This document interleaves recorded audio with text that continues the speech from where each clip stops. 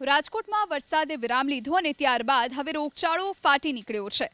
રાજકોટના રામનગર વિસ્તારમાં કોલેરાએ તરખાટ મચાવ્યો। કોલેરાનો વધુ એક પોઝિટિવ કેસ મળી આવ્યો। અગાઉ કોલેરાના 6 કેસ નોંધાતા જિલ્લા કલેક્ટરે રામનગર વિસ્તારને કોલેરાગ્રસ્ત જાહેર કર્યો હતો। ખાણીપીણી અને કોલ્ડ ડ્રિંક્સની દુકાનો બંધ કરવામાં આવી છે।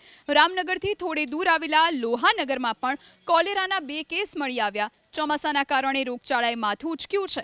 સિવિલની ઓપીડીમાં રોજના 2000 દર્દી સારવાર માટે આવી રહ્યા છે।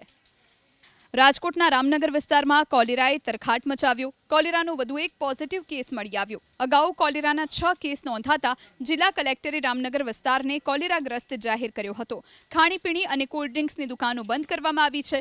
રામનગરથી થોડે દૂર આવેલા લોહાનગરમાં પણ કોલેરાના 2 કેસ મળી આવ્યા। ચોમાસાના કારણે રોગચાળાએ માથું ઉચક્યું છે। સિવિલની ઓપીડીમાં રોજના 2000 દર્દી સારવાર માટે આવી રહ્યા છે।